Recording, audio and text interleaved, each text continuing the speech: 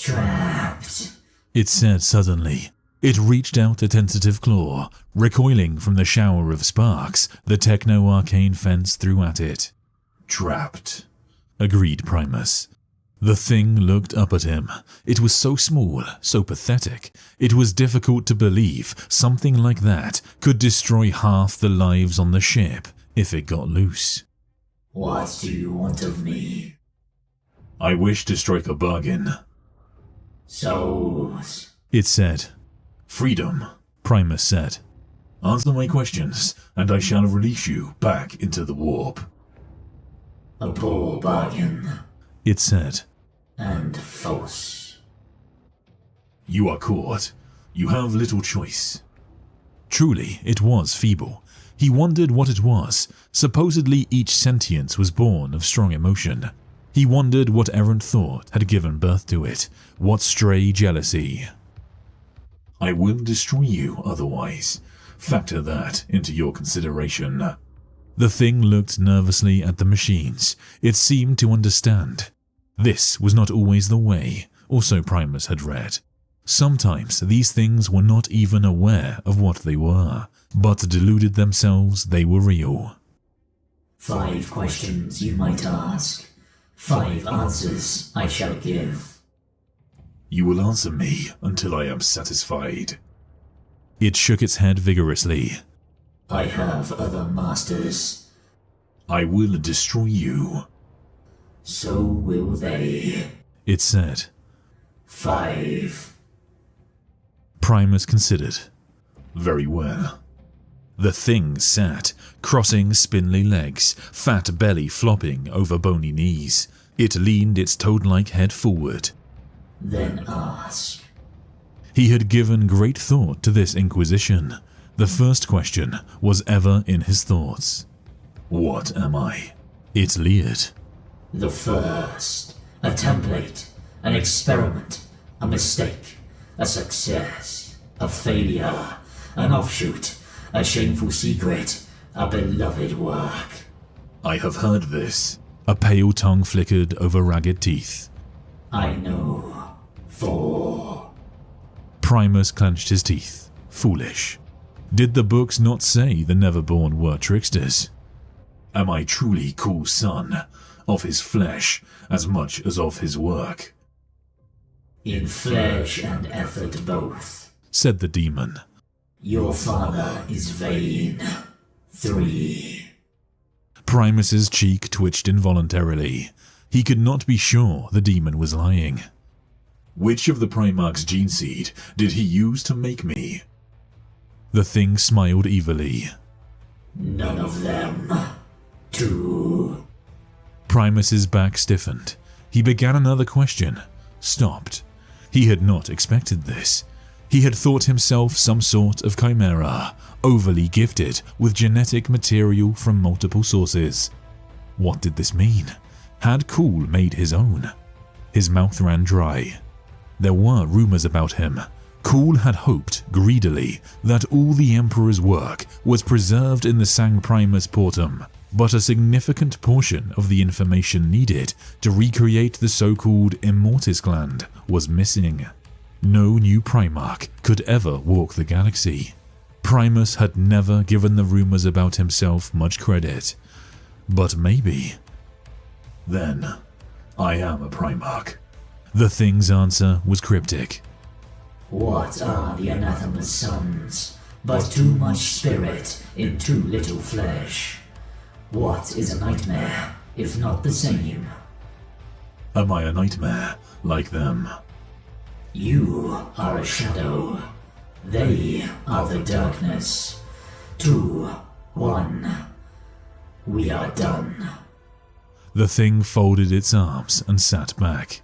Primus cursed himself inwardly. Release me or destroy me, it said. When Primus picked up the charged Blackstone knife behind him, the imp was unimpressed and behaved with remarkable dignity. All humans lie. You lie to yourself. I keep my word. I will not destroy you. You will ask these questions again, of another. Let this be the first and only time, for it must be so. You are wrong. The knife cut down, parting the wires. The demon looked up at him in open surprise, then bared its teeth, becoming huge and shadowy of a sudden, and leapt. Primus caught it with the force of his mind and cast it back into the warp. The queasy sense of presence left the room, as did Primus, sealing it tight and swearing never again to return. Yet he left the machines in place.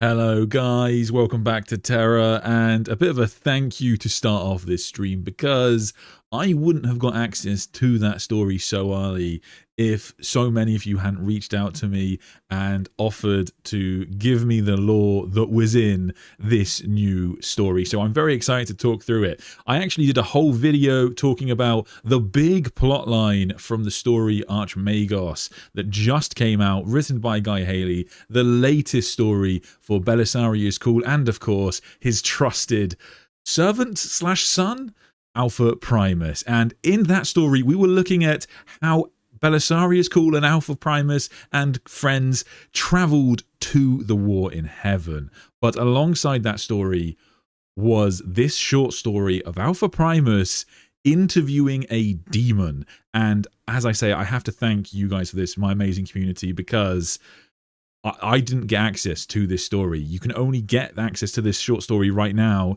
if you bought one of the limited edition versions of that book, of which they only make a small number, and it won't be out to buy in another form for probably 6 months or so, because Games Workshop are, as we all know, bastards. And so thank you so much to you guys. It's because of you we actually get to do these live streams and have these awesome conversations. So let's get into it.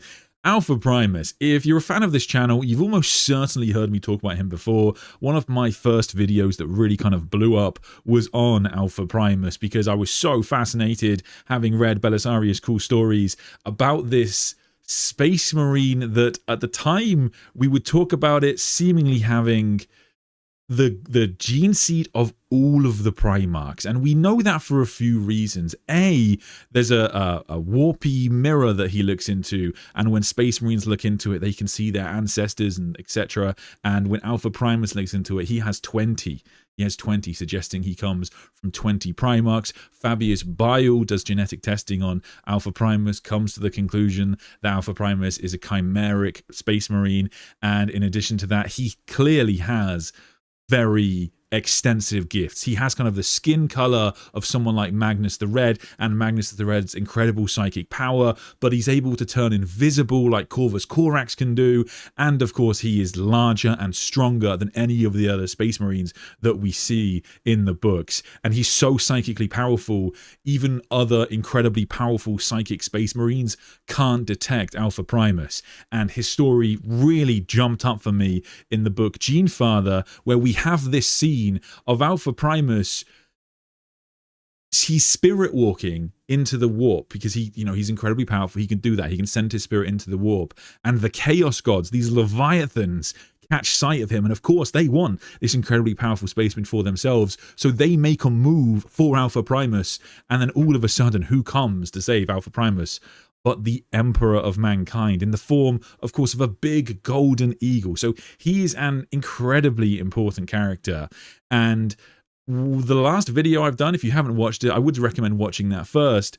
When I did that video, we were very much talking about this idea of him being a chimeric gene seed. And yet, as we see in this story, when Alpha Primus is able to ask these questions to a demon, the demon actually says something different. So he asks 5 questions to the demon. This story is called 5 Questions, and the first he asks, "What am I?" And that's kind of a wasted question. Of course, this is like a classic story in fantasy, right? It's a main character asking questions to a demon, and therefore demons lie, so we have to remember that. But we also have to remember that demons are going to try and give as cryptic answers as possible. And so the first question sort of wasted because the demon tells us basically nothing, just information we already knew. He's the first, Alpha Primus is officially the first Primaris Marine. He's a template for the Primaris Marines, an experiment, a mistake, a success, a failure, an offshoot, a shameful secret, a beloved work, and all of those things are true, but we knew all of them already. So he was very much an experiment, and in a way he's a mistake. So a thing you should know about Alpha Primus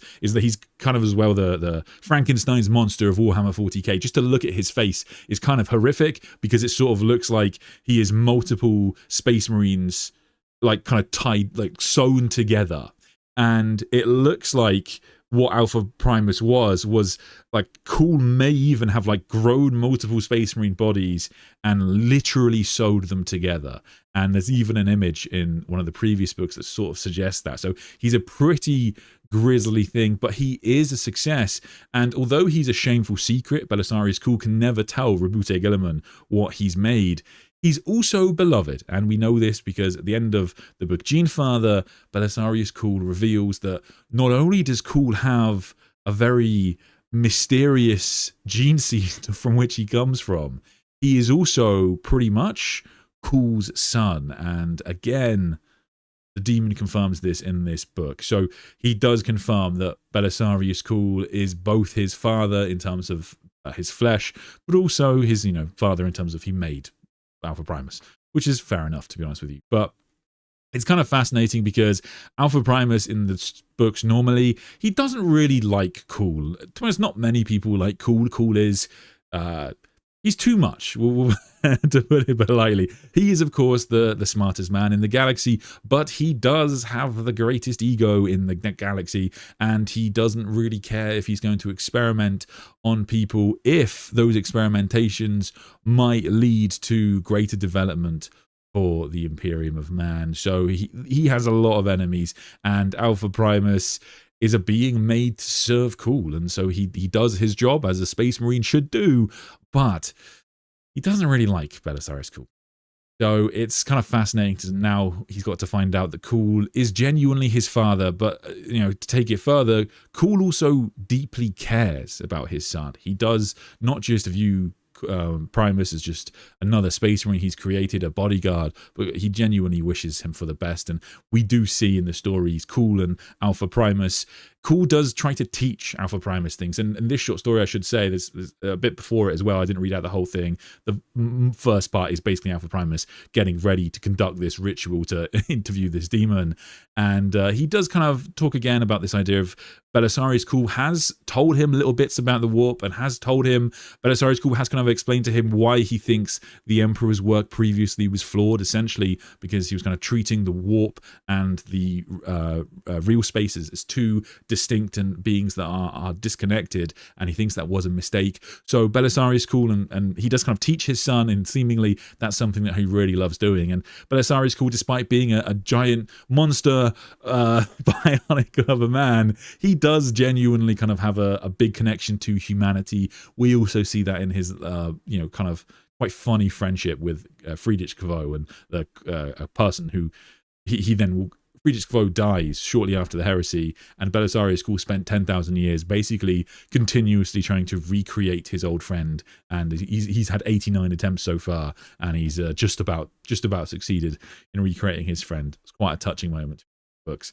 But yeah, just a really interesting story. And then the kind of the big revelation from this book is that Alpha Primus is told by the demon that he actually doesn't descend from any of the Primarch's gene seed. Now, again, as I mentioned earlier, I actually think the demon's lying here. I think the demon might be lying, or not being entirely true, or answering that question in such a cryptic way that it's sort of a lie. And because the demon says none of them, and then two, and two being that was the second question. He's got two questions left. And when he says none of them to Alpha Primus, I think what he's trying to say is that it's not from any individual Primarch, but many of them. I think that having read the other Belisarius Cawl novels, Alpha Primus is almost certainly Chimeric gene seed. And it's not just because his skin is like very, very distinctly described as looking like the Thousand Suns, and of course he's got that psychic power. He can turn invisible literally exactly like Corvus Corax and some of the Mordythan can. But in addition to that, then we have this idea that the books have already suggested he comes from 20 different Primarchs all in one. So I think that I don't think that Alpha Primus does come from no gene seed as much as all of them, but it is a really interesting little tidbit. And from this, they have a little conversation, as we heard, about whether this means Alpha Primus is technically a Primarch. Is he a Primarch? And the justification from the demon is just that what are the anathema's sons but too much spirit in too little flesh? What is a nightmare if not the same? And then he talks about how where the Primarchs are the darkness, Alpha Primus is just a shadow. Essentially, he's a mini Primarch. I think it's basically what that's kind of saying, or how I infer it. So I think that that's kind of fair. If people want to come to the conclusion that Alpha Primus is a Primarch or an equivalent of it, I think this is a reasonable law to justify it.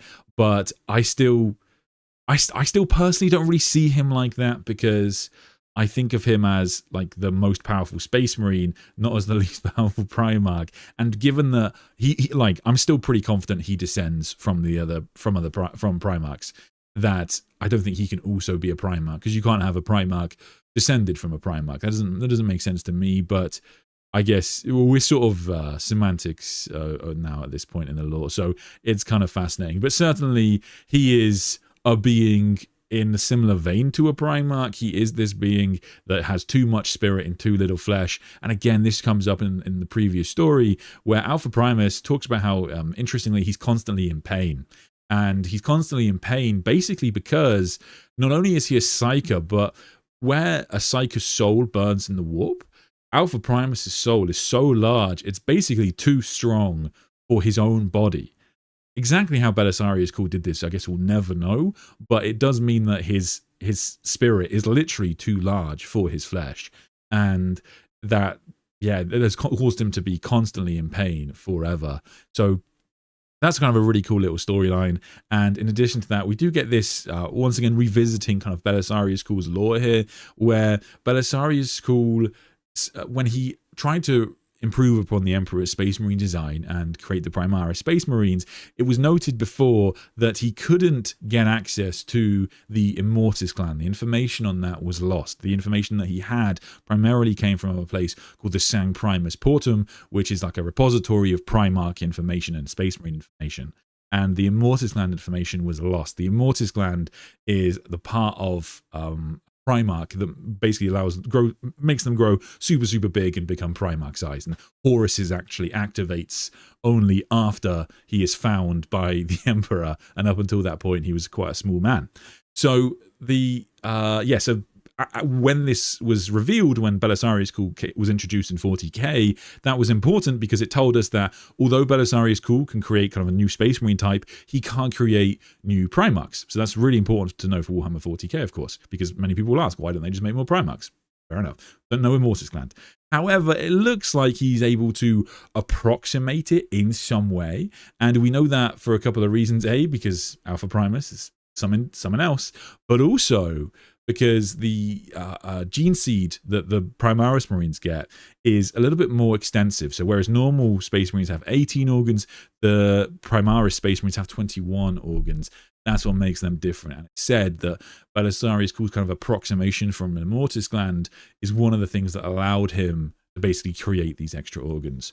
So this is basically as close as anyone is ever going to get to making a Primarch. I think that's probably pretty fair to say.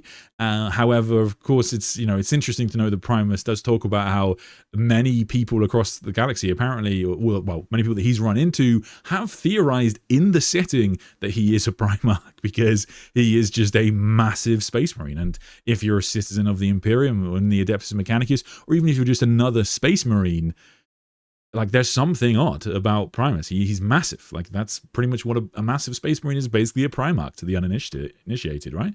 So people do ask this, and there's even a book in the part in the story Avenging Sun where one of the Ultramarines, when he meets Primus, he pretty much goes running to Gilliman, and he's like, look what Cool's done. He's made something, like, I don't know what he is, but he's made something horrific here. So Belisarius Cawl is definitely towing the line. This is one of the most heretical things he's ever done, but I don't know, it makes for a good story, doesn't it? So there we go.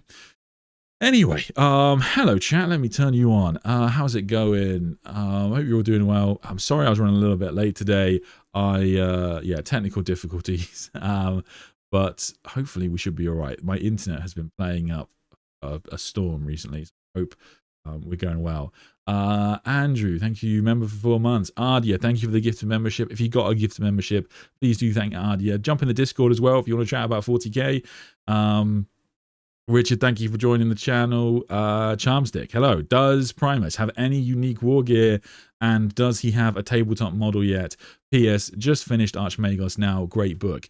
So he doesn't have a model. I mean, there's a relatively good chance he'll get one, I will say, because he's a pretty important character in the books, and that does often lead to getting models, and there's no real reason you can't run him. Like, fascinatingly, he would of course be in the Adeptus Mechanicus Codex, or at least I presume he would be, but that would be pretty great. Just you can have one Space Marine in your Adeptus Mechanicus army, and that would be the only Psyker in the Adeptus Mechanicus army. So that would be quite cool, actually. I think people would really enjoy that. I don't know if there's any other examples of this, but like you would presumably have him have a rule where he could only be taken alongside Belisarius Cawl, because it will be a bit weird to run him with another Forge World. But to be fair, Alpha Primus does go off on missions on his own, so anyone could run him in theory. It'll be fine. Huron Blackheart did nothing wrong. We'll see. We'll see. Primus is a Space Marine like Leetu. It's interesting you bring up Leetu. I mentioned Alpha Primus again when I did the Leetu video because, of course, there is a big similarity here. Leetu is the name of the first Space Marine, and Alpha Primus is the first Primaris Space Marine. So the question has to be asked, are they going to meet at some point? Are they going to hang out? Because they've got a lot, they're quite similar in a lot of ways. And in a ways, they're also kind of opposites. Leetu is a Space Marine without a Primarch, and Alfarius is a Space Marine with all of the Primarchs. So they're kind of opposites as well. And there is a bit at the end of this story where the demon does say to Alpha Primus that he will ask these questions again of another. And of another is an interesting phrasing, because if he said to another, you ask these questions of another, it sort of could mean that Alpha Primus is going to ask these questions to another being, but it also could mean he could ask these questions about another being. And I wonder if Primus does meet Leetu, perhaps he's going to have the same questions. You know, what is Leetu? What Primarch does he descend from? And he's going to ask the same questions again. So I kind of hope that that's an indication of what's to come. But as far as we know, that there has been no sighting of Leetu in the 42nd millennium. But we hold our hope he's still around. Anyway, where were we? Chasdom, thank you so much. I jumped in late. Sorry if this has already been asked. Do you think Vashtorr can control Necrons since their brains are kind of computerish? It's a good question. I think most certainly no, because that would end the Necrons. Is the easiest answer to that question. But I do think there's an interesting question for us there in terms of how he interacts with the Necron. So one of the revelations in the book Archmagos, there's some really cool Vashtorr lore, and I'll have to do a video on Vashtorr next year, where they talk about how Vashtorr can see through the eyes of any technology except for technology that is blessed, which is quite funny. Like if you've ever played any of the Space Marine games, or if you've ever played Rogue Trader or any pretty much 40k video game, you'd always have a weapon or weapons that are known as like the Blessed Bolter, the Blessed Chainsword of Saint blah blah blah blah, right? There's always these things in the setting, and it always makes you laugh a little bit. You're like, imagine like, you know, believing that this random gun is blessed. But actually it turns out that does really matter, because it means that the Lord of Machines himself can't use that weapon to then spy on you. which is pretty cool. And so I really love that. And so I think that there has to be a question, therefore, is Vashtorr going to be able to spy on the Necrons through their own technology? Because it is said that Necron's biotransference did empower Vashtorr, so his, like, you know, type of magic, as it were, is not distinct from like Necron tech. It doesn't like supersede demon somehow. So potentially he can spy on the Necrons. And I think you ask a really good question, because we're all going to want to know, is Vashtorr interested in the Necrons? Everyone likes to talk about, of course, the Vashtorr and the Iron Warriors, and we're starting to see that team up now, it looks like, after Archmagos. But also, what about Vashtorr and the Necrons? Because the Necrons are Vashtorr's perfect army, presumably, if he's a lord of machines, and they are an army of, you know, a silver tide of walking machines. I mean, I'd be interested in them. But hey ho. Where were we?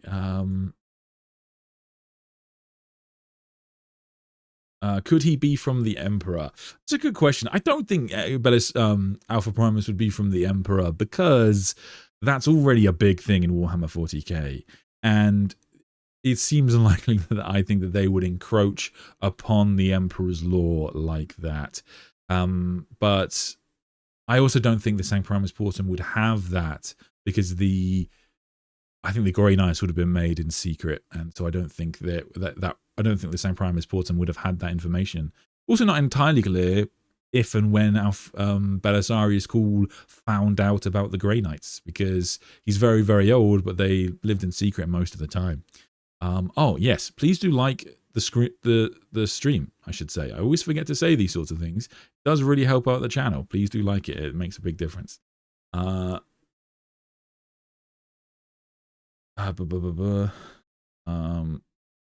Can he Microsoft Excel like Rabute Gilliman? Potentially. He's got that in his DNA somewhere. I think that would be quite interesting. Alpha Primus asked bad questions. He did kind of ask bad questions, yes, and he did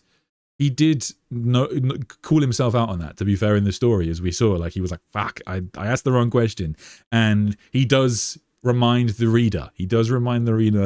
That demons do lie. So that entire story is just for fun, right? It gives us something to speculate about, but it's why, for example, I don't believe the demon is telling the truth when the demon says Alpha Primus doesn't, he comes from none of the Primarchs. And I think that, like, in a way, maybe he's telling the truth, because it's like none of the Primarchs, but all of the Primarchs. So I think he's trying to be clever like that. But we do have to remember that. The questions that Alpha Primus asked and how he asked them are particularly important. And seemingly he's not happy with his the answers that he's gotten, because at the end of the story, as we heard, he leaves the machines open. So if he wants to contact the demon again, he can do so. Greedo, who would win, Alpha Primus or Tyberos? I mean, almost certainly Alpha Primus. I'm a big Tyberos fan. Like, I've talked about the Carcharodons quite a lot on the channel, but Tyberos, as far as we know, is just a big space marine, and I think it would be cool to see them fight.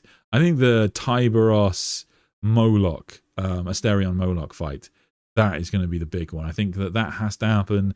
I think Games Workshop have planned that for years, because, I mean, it seems so obvious, right? You know, when they wrote the Badab lore, when they wrote the Badab War lore and the Imperial Armor tomes, they introduced a bunch of factions and Space Marine chapters and expanded the lore on a bunch more. And when they wrote those books, there's very clearly Asterion Moloch and Tyberos the Red Wake, who are these massive, brutal, distinct, giant Terminator-clad Space Marines who I think everyone's going to want to see fight. And they also both come from chapters that are, you know, famously absurdly brutal, like to a almost comical degree, really, isn't it? Where were we? I really enjoy how the description of Alpha Primus for Demon sounds the same as how big he addressed Gilliman. It kind of does, yes. I get what you're saying. So when Rabute Gilliman speaks to Gilliman, when Rabute Gilliman speaks to the Emperor in the throne room, which we see in the book Godblight, the Emperor kind of hits him with all of these words at once, and the demon doesn't hit them all with him all at once, but he does list all of these words at the same time, and there's a mixture of kindness in there and insults. So it's yeah, a bit reminiscent. That popped into my head too earlier. It's crazy. It's a crazy flex for the Emperor that the closest thing to a Primarch that can be made probably took a couple thousand years and is in constant pain. I mean, it's a great question, and like one of the most interesting parts of Alpha Primus to me, as I talked about earlier, is his soul. Like the fact that his soul is so large and so potent that it even draws the Chaos Gods to him. And the reason that's important is because when we look at the Primarchs, you know, the fact that they've got these incredibly powerful bodies, and you know, the Immortis gland makes them these giants is great. But what's really important about them is the potency of their souls, and this is what Corvus Corax kind of learns throughout the heresy.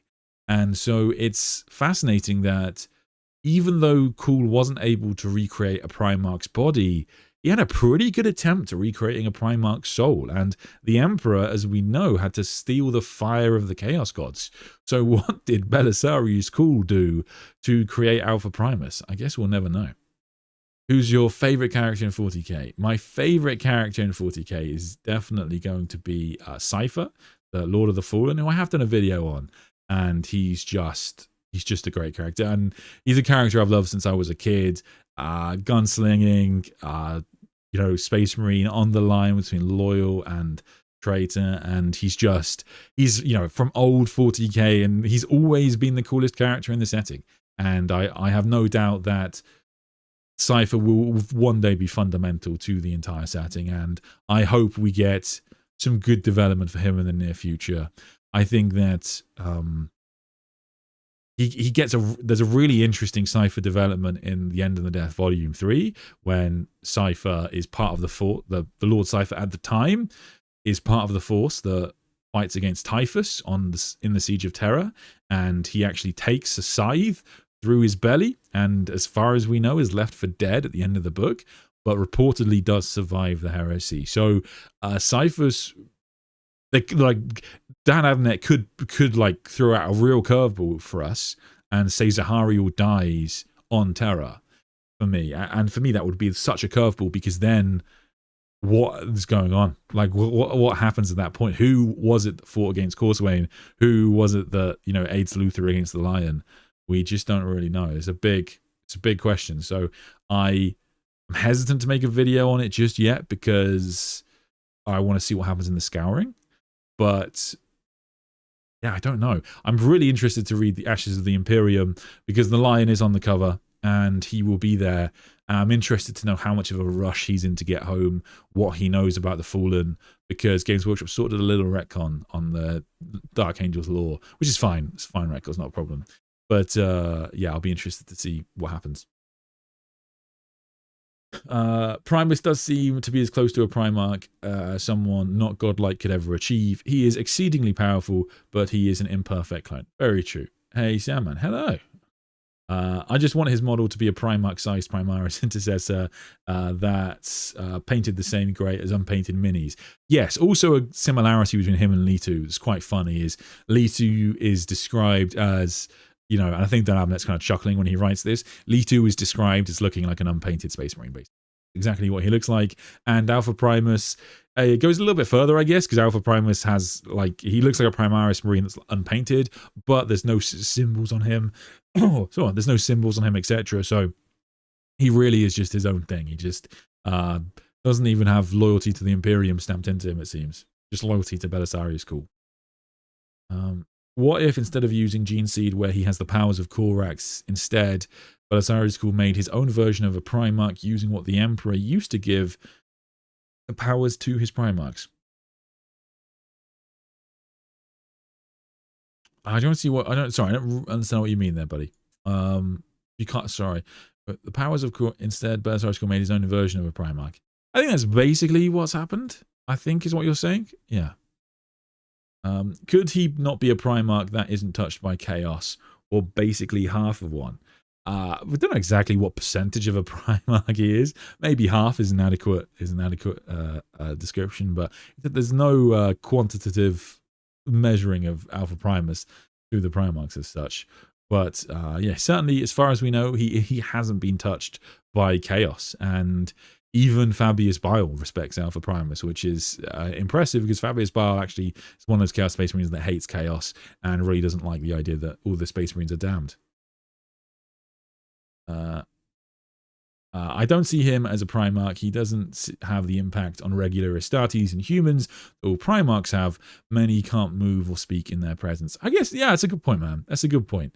He doesn't have that kind of awe-inspiring element to him. He is a very dour individual in the novels. He's very unhappy. He's normally not very talkative. And so, yeah, there isn't that impact. That's true. It's a good distinction. Gangster, welcome to the channel. Would you say a lot of Cawl's work will have ramifications in the wider lore, as some of his experiments I find is disturbing, especially trying to improve on the Emperor? He is, yeah, massive it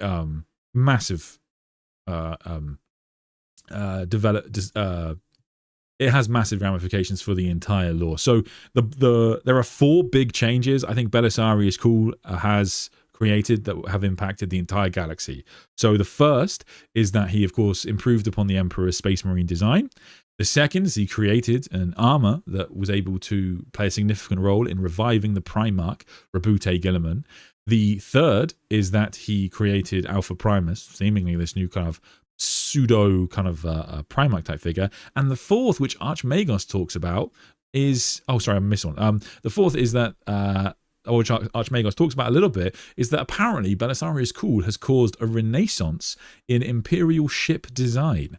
And I wonder if Guy Haley put that in very deliberately, and we're going to see some new Imperial ships in the future. I hope that's true, because it would sort of make sense. And if Belisarius Cawl is able, he's been able to like improve the Imperium's grav technology and plasma technology, etc. So if he's able to improve engines and that kind of thing, presumably the Imperium is able to create new ships. And as we saw in the book Silent King, when the Imperium battles against the Necrons ships are just so much better than the Imperiums, as we'd expect. The Imperium needs to, you know, try and improve their vessels, because they're just, you know, the Necron vessels are just able to ignore gravity and ignore all of the other effects of the galaxy. So Belisarius Cawl needs to get to work on that one. So I think that will come up. And the fifth one, sorry, I missed this one, but the fifth one, probably the most important one, is after Archmagos, Belisarius Cawl can now close warp rifts, and that is probably the most important development in Warhammer 40k lore. So it's unbelievable. Like, as far as we know, there is no limit to this capability, and it's not been properly dived into. And this could, if the Imperium is ever going to win, this is how they do it. You know, you need to close the warp rifts, you need to close the Eye of Terror, cut the realm of chaos off from our galaxy, and mop up the traitors. That's how you win. So Belisarius Cawl is having a massive impact here, and no doubt will be the person who one day unifies the distinct realms of the Imperium, since the Great Rift cut them off. He could even go so far as to close the Eye of Terror. The main thing that's holding him back from doing all of this is a lack of Blackstone. Blackstone is the most important resource in the galaxy, of course. The color white is all colors in one. Split it into 20 different colors, collect them and reintegrate them into one color. That would be white again. Maybe Cawl just split white into 21. Interesting. But I like the color comparison, because in a way, if you had, like, if the color white said which, you know, if there were 20 colors that make up the color white, and the color white said which colors of these am I, you would say none, because it's the color white. But technically, white does descend from all of them. So maybe that's what kind of twisted logic the demon was doing, right? I swear if they waste Primus's character by putting him on the throne to save the Emperor, I'm going to be livid.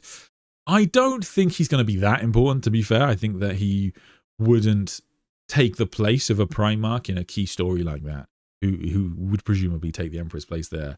but I do think he'll play an important role in one way or another. But I mean, Belisarius Cawl has got his fingers in so many pies. I guess we'll see.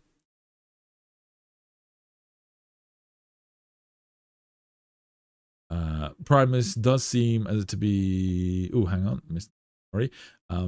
Is Alpha Primus taller than Abaddon and Tyberos? Probably not Abaddon. They don't really go into it too much in the lore, but if we have a look at Abaddon's model in 40k, Abaddon's model is very much the same size as Guilliman, and presumably that's because he's packed full of warp juice, so he's bigger than ever. But is he as large as Tyberos? I would guess they're about the same size, to be fair. I would guess, yeah, that it's they don't often measure Space Marines in feet in the books, and the reason for that is because there's been so much inconsistency in the past. I imagine they're not allowed to anymore, but I would guess they're about the same. Do you think that Dante will live longer now after going through the Rubicon than if he didn't? Yes, definitely.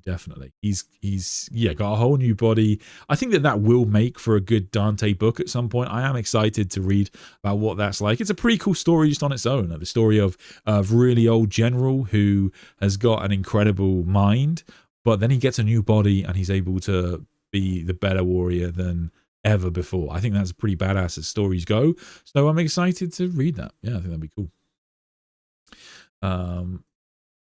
Does any other sub-faction of the Imperium actually care about innovation? Would Space Marines and the Astra Militarum reject a new gun if Cawl told them he invented it? No, I don't think so. I mean, well, I guess it depends, right? So there are some Space Marines, for example, that were very unhappy about Cawl's creations, and if it wasn't for the decree from Rabute Guilliman, they probably wouldn't have taken in the Primaris Marines and might even have gone to war against Belisarius Cawl. But, there was even a Black Templars crusade, for example, just one crusade that did kill a bunch of Primaris Marines. So a lot of Space Marines were very unhappy about this, and it's more so in terms of the Emperor's work is considered holy, and of course they would assume the pinnacle of what mankind could or should achieve, and so to go beyond that is heresy. In terms of the Astra Militarum, again, yeah, it's going to vary quite a lot, but they do believe, there are references to things like they believe that the lasgun is the light of the Emperor and that kind of thing. So again, some of them would probably just stick to their trusty lasgun, but I think some of them will take it in. I imagine you'll get some developments. There's always the Rogal Dawn is a relatively new tank, but maybe Cawl has some LE2 gene seed, potentially. I think that the gene seed that the Space Marine he's likely to have or release from the heresy is going to be Sharakin, because Sharakin actually goes into stasis, activating his Susan membrane by the Arc Mechanicus during the heresy. He's cut off from everyone else, so he just goes into stasis, and when the book kind of pans out, it reveals the words Arc Mechanicus. Loving the streams, awesome. Love to do them. Does Vashtorr want Cawl to activate the pylon network, but also sabotage it so the pylons are? But also sabotage it so the pylons are reversed and it expands the Great Rift, also awakening Biggie, fulfilling Biggie's prophecy.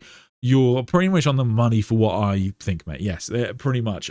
I'm less so about the final part, but yeah, mainly the first part. I think that Vashtorr's plan, I don't think this is his Abaddon plan, but I think Vashtorr's plan for Belisarius Cawl, sorry if you're not familiar, what we're talking about here, and I talked about this in the Archmagos video, it turns out that Vashtorr has been behind a lot of what Belisarius Cawl has been doing. So when Belisarius Cawl time travels to the War in Heaven and comes back and activates these these pylons that he's made and closes this warp rift, Vose turns to him and says, "That was a bit easy, wasn't it?